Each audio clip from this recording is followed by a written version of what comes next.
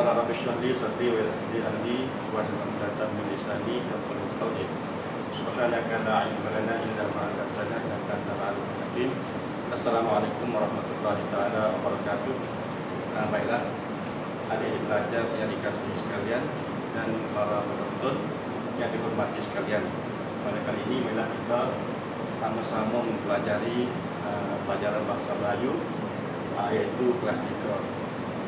Yang mana pada hari ini kita akan belajar bersama dalam tajuk ulah raga ataupun senam. Oleh kerana itu, sebelum kita melanjut pelajaran kita, marilah kita melihat sedikit isi kandungan sebelum kita mempelajari. Maka berikutnya di atas papan tulis ini saya tulis beberapa baris berkenaan dengan isi kandungan yang kita akan bagi bersama. Bismillahirrahmanirrahim. Pertama sekali, adik-adik dapat melihat Ustaz akan membaca. Hari ini kita belajar bahasa Melayu dengan tulisan Jawi. Sebagaimana kita ketahui bersama bahawasanya bahasa Melayu itu ada dua tulisan. Yang pertama adalah tulisan Lumi, yang kedua juga ada tulisan Jawi. Yang mana para peminat atau penggemar bahasa Melayu harus menguasai dua bahasa. Yang pertama bahasa Melayu tulisan Jawi dan yang kedua bahasa Melayu tulisan Lumi.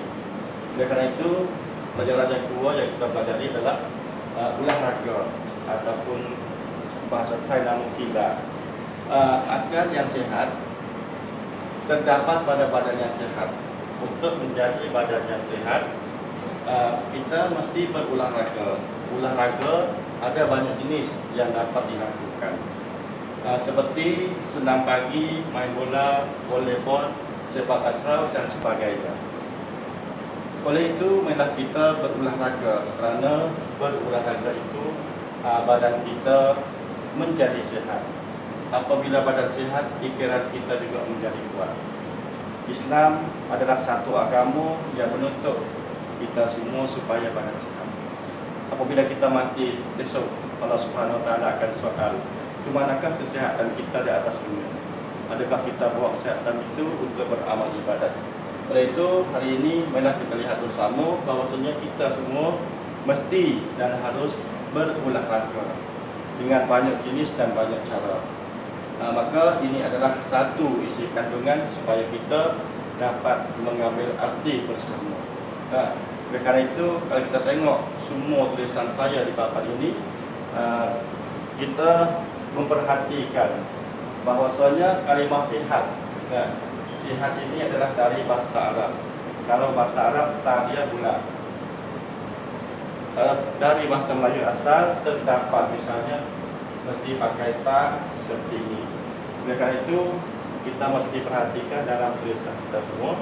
Sebagaimana kesimpulan kita pada semua ini adalah kita semua selain daripada mengerti arti dan faham semua isi kandungan, maka adik-adik dan juga para penonton mesti sihat.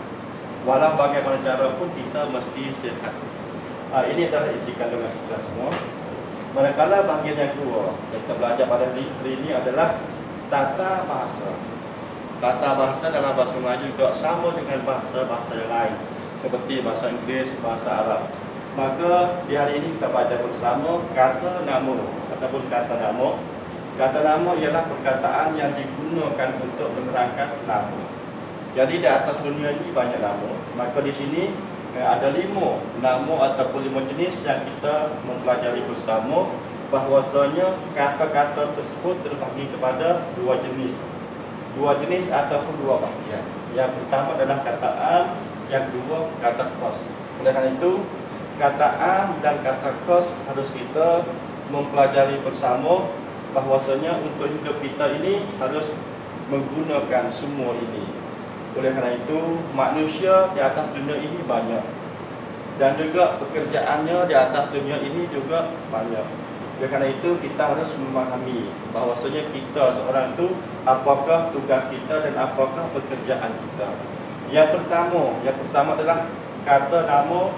Yang pertama iaitu manusia.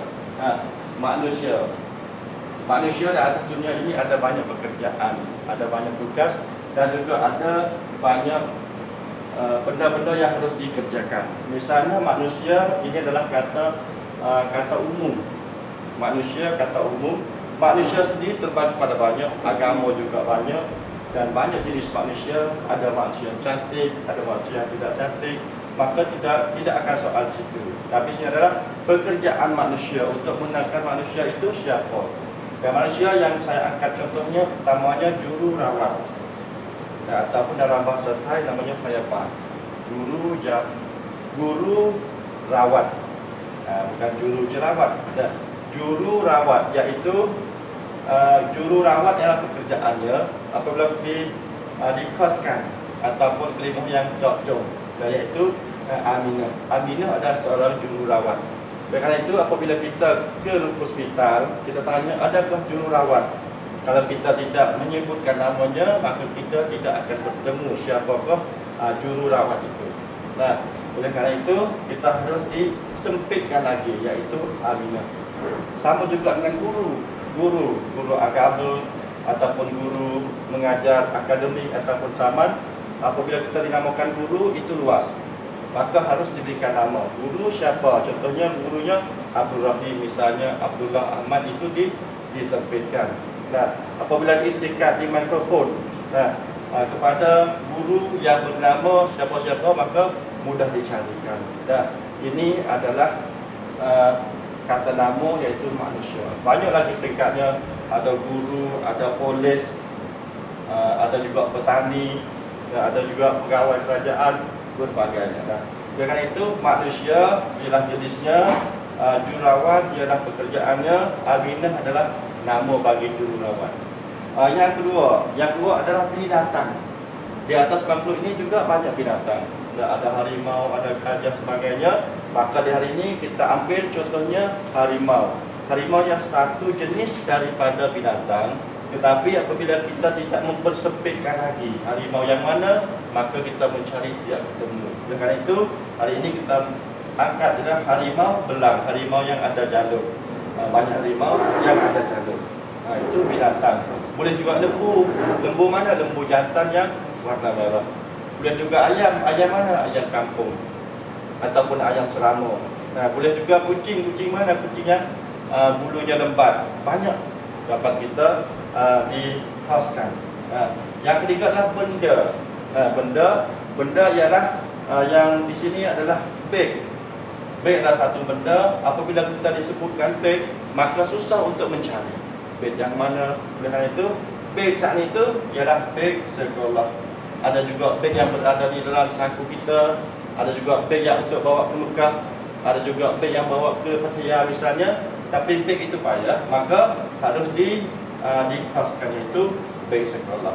Atau boleh juga beg untuk pergi ke Makkah, Makkahul Mukarramah, ataupun beg itu untuk bawa ke Pattaya misalnya. Itu adalah kata nama yang khas dan umum. Yang keempat, tempat. Tempat juga, misalnya di sini adalah pantai. Apabila dinamakan pantai, banyak di atas dunia.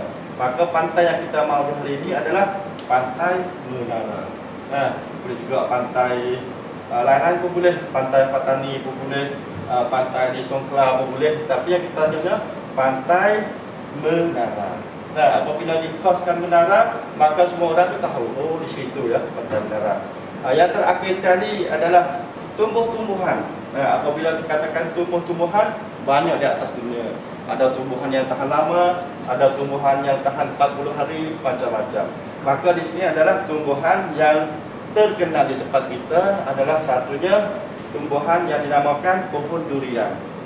Apabila dinamakan durian, banyak duriannya. Durian kampung, durian kedai, durian Bangkok dan sebagainya. Tetapi dari ini yang kita mempelajarinya adalah durian Bangkok. Apabila kita sebut durian Bangkok, maka seluruh dunia terkenal, oh durian Bangkok, dikenalkan. Ini ya durian Bangkok, isinya sedap, manis dan sebagainya.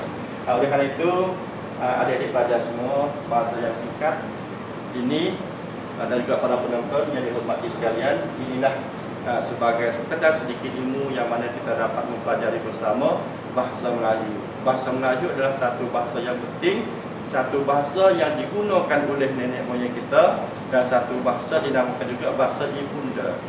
Oleh kerana itu, belajarlah bahasa Melayu. ASEAN juga sudah datang kepada kita.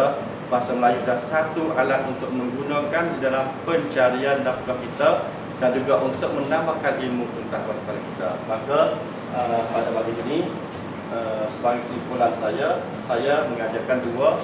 Yang pertama, isi kandungan berkenaan dengan olahraga. Kita semua insya-Allah azam sama-sama berolahraga supaya badan kita sihat, dapat melakukan amal ibadat Allah Subhanahu Wa Taala. Yang kedua pula, bahagian kedua adalah tata bahasa, iaitu kata nama. Kata nama terbagi pada dua, iaitu menunjuk di atas. Kata nama terbagi pada dua, iaitu am dan khas.